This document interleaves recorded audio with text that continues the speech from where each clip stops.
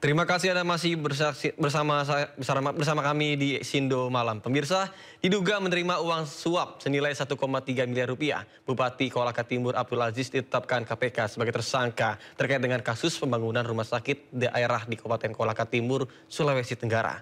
Dalam OTT ini, KPK pun mengamankan uang tunai senilai 200 juta rupiah.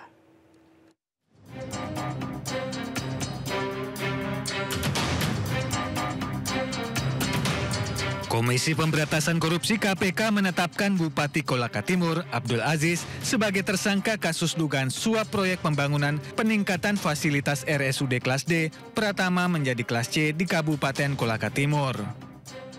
Ia ditetapkan tersangka usai terjaring operasi tangkap tangan OTT Lembaga Anti Rasuah pada Kamis 7 Agustus 2025.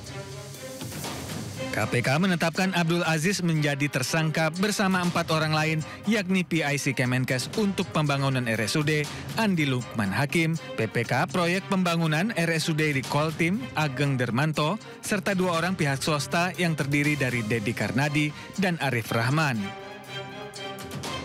Dengan nilai proyek pembangunan RSUD Kabupaten Koltim sebesar 126,3 miliar. KPK selanjutnya melakukan pemeriksaan intensif terhadap para pihak dan telah menemukan sekurang-kurangnya 2 alat bukti yang cukup sehingga kemudian menaikkan perkara ini ke tahap penyidikan dengan menetapkan 5 orang tersangka. Operasi senyap KPK ini dilakukan di Jakarta, Sulawesi Tenggara, dan Sulawesi Selatan, serta mengamankan total 12 orang. Setelah pemeriksaan lebih lanjut, KPK menetapkan 5 orang sebagai tersangka. KPK selanjutnya melakukan penahanan untuk 20 hari pertama, terhitung tanggal 8 sampai dengan tanggal 27 Agustus di Rutan Cabang KPK Gedung Merah Putih. Sebelumnya, Abdul Aziz ditangkap usai mengikuti Rakernas Partai Nasdem di Makassar, Sulawesi Selatan. Tim Liputan iNews melaporkan. Pemirsa, ratusan siswa SMKN 1 Raha, Sulawesi Tenggara melakukan aksi protes kebijakan sekolah. Para siswa kecewa karena sekolah tidak diikutkan lomba gerak jalan 45 km dalam peringatan Hari Ulang Tahun ke-80 Republik Indonesia di Kabupaten Muna.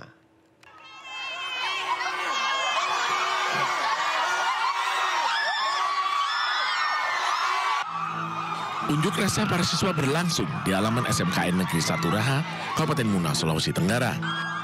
Ratusan siswa ramai-ramai menuju kantor guru sambil berteriak. Beberapa orang siswa berjalan sambil membawa poster tuntutan. Mereka kecewa karena sekolahnya tidak mengikuti lomba Hari Kemerdekaan yang diadakan pemerintah daerah. Padahal sekolah lain banyak yang ikut lomba tersebut. Selain itu, siswa mengaku heran setiap kegiatan sekolah anggaran selalu kurang. Ke satu orang mau melihat tidak melihat sekolah lain itu bisalah. Tapi ini banyak ratusan siswa begini kita tidak mau melihat sekolah lain, tidak bisa, setengah mati. Mungkin iyalah, saya paham dengan maksud dia. Dia mau kita bekerja dengan sesuai tuntutan sekolah kita sendiri, tidak melihat sekolah-sekolah lain. Nah, di sini juga saya bela siswa, Pak. Bagaimanapun juga di situ kan sekolah-sekolah lain bisa ikut apa?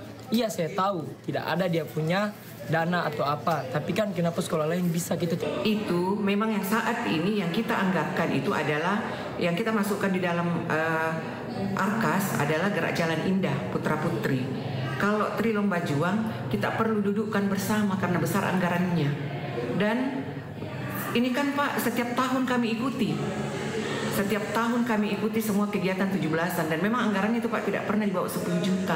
Dan setiap kita pelaporan BOS itu selalu ditanya, kok besar sekali.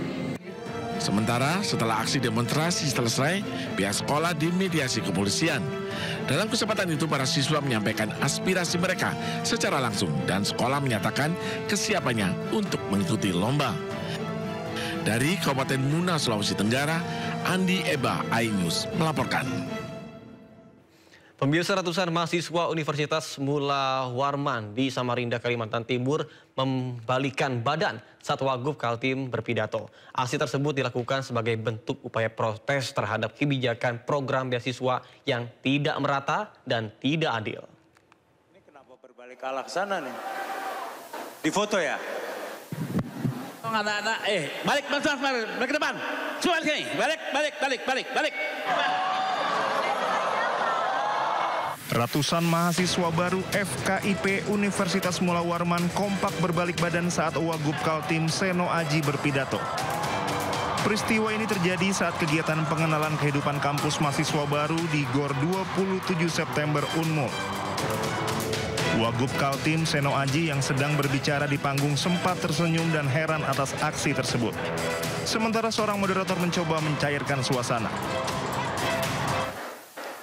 Yang terhormat jajaran Forkopimda Provinsi Kalimantan Timur.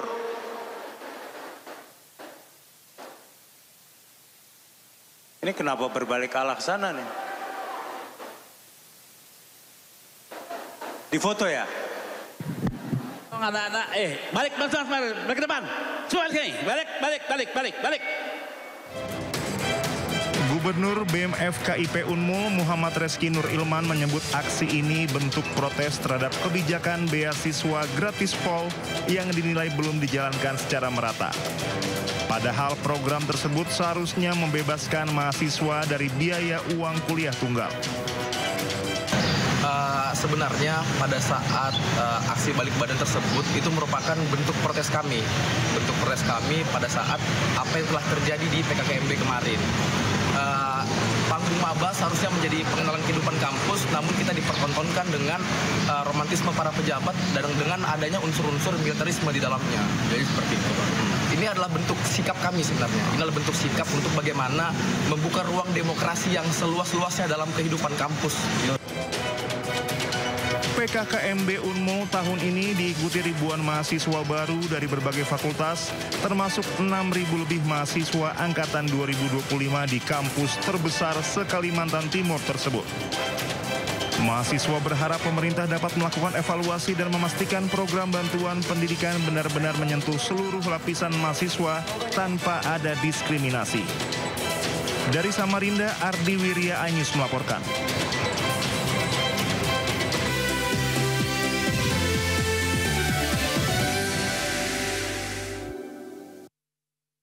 Terima kasih Anda masih bersama kami di Sindo Malam bersama saya, Nata Arman.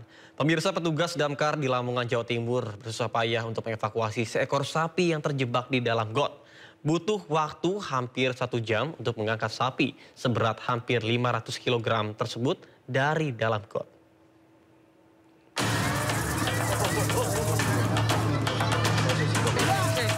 Petugas damkar Lamongan, Jawa Timur mengevakuasi seekor sapi milik warga yang terjebak di got di depan rumah sang pemilik. Saat pemilik hendak memberi makan, tiba-tiba sapi lari hingga terperosok ke dalam got. Dibantu warga, pemilik sapi berusaha menolong secara mandiri, namun usahanya gagal sehingga mereka menghubungi petugas damkar. 7 petugas damkar yang tiba di lokasi langsung mengevakuasi dengan memanfaatkan tali dan kayu yang diikat pada tubuh sapi untuk kemudian ditarik bersama-sama dengan bantuan warga. Setelah hampir 1 jam, petugas akhirnya berhasil mengangkat sapi yang diperkirakan memiliki bobot hampir 500 kg itu ke permukaan. Kami mengevakuasi agak sulit, agak lama, soalnya apa? Sapinya itu selalu agak besar dan mepet. Dan alhamdulillah berhasil dievakuasi dari pemadam kebakaran Lamongan selama 1 jam setengah. Pihak damkar Lamongan mengimbau masyarakat agar segera menghubungi petugas damkar jika terjadi keadaan darurat atau insiden penyelamatan lainnya. Dari Lamongan, Jawa Timur, Abdul Wahid melaporkan.